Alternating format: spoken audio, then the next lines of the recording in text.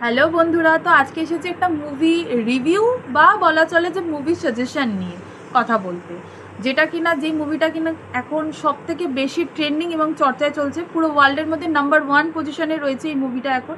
সেটা হচ্ছে মাইকেল। বুঝতেই পারছো, দ্য লেজেন্ড ক্যারেক্টার মাইকেল জ্যাকসনের বায়োপিক, যেটা কিনা 24 এপ্রিল রিলিজ করেছে নিজেদের কাছাকাছি সিনেমা হলে। তো অবশ্যই মুভিটা সিনেমা হলে গিয়ে দেখে আসো।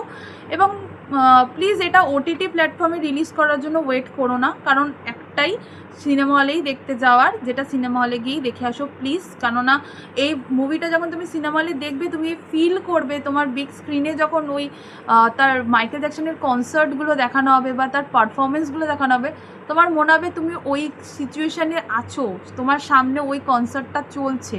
তো প্লিজ এই কনসার্টটা মিস করো না, প্লিজ কেউ মিস করো না। এই এত সুন্দর পারফরমেন্স কনসার্টটা যেটা মাইকেল জ্যাকসনের বায়োপিকে দেখানো হয়েছে, আর সবথেকে বেস্ট যে কথাটা সেটা হচ্ছে Jaafar Jackson. He is a mind blowing actor. তার থেকে বেস্ট হয়তো মাইকেল জ্যাকসনকে কেউ প্লেই করতে পারবে না, কেউ না। সে এত সুন্দর মাইকেল জ্যাকসনের ডান্স মুভসগুলো, ডান্স স্টেপগুলো, তার বায়োটাকে, তার ছোটোবেলা থেকে যে কীভাবে স্ট্রাগলটা গেছে, তার মিডিল এজে যে স্ট্রাগলটা গেছে, সেই স্ট্রাগলটাকে সে যেভাবে ফুটিয়ে তুলেছে, তার থেকে বেস্ট হয়তো কেউ ফুটিয়ে তুলতে পারবে না। এবং সবথেকে বেশি যে কনসার্টের সিকোয়েন্সগুলো দেখিয়েছে, তার প্রত্যেকটা ডান্স মুভ স্টেপস খুব সুন্দর, একদম স্মুথ, যেরকম মাইকেল জ্যাকসন। মানে কিছু কিছু সিনে তুমি বুঝতেই পারবে না যেটা মাইকেল জ্যাকসন না জাফর জ্যাকসন, এতটাই সুন্দর প্লে করা হয়েছে। মানে পুরো ডিটো অরিজিনাল কপি মনে হচ্ছে মাইকেল জ্যাকসনের, মনে হচ্ছে মাইকেল জ্যাকসনই ওখানে প্লে করছে।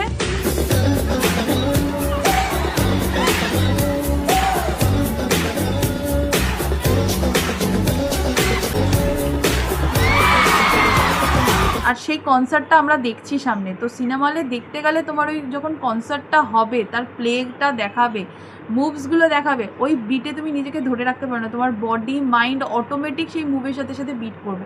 তো প্লিজ নিজেদের কাছাকাছি সিনেমা হলে গিয়ে বইটা দেখে আসো, এখনই টিকিট বুক করো এবং নিজেদের কাছাকাছি সিনেমা হলে দেখে আসো। এবং অবশ্যই কমেন্টে জানিও মুভিটা তোমাদের কেমন লাগলো। আমার তো খুব দারুণ লেগেছে, এবং এই লেজেন্ড ক্যারেক্টারের বায়োপিকের জন্য হয়তো আগের জেনারেশন, আমাদের জেনারেশন এবং আগামী জেনারেশনরাও হয়তো অনেক ওয়েট করেছিল। আমি তো বিশেষত খুব ওয়েট করেছিলাম এই মাইকেল মুভিটার রিলিজের জন্য বা মাইকেল জ্যাকসনের বায়োপিকের জন্য। তো ফাইনালি মুভিটা রিলিজ করেছে 24 এপ্রিল, অবশ্যই দেখে আসো।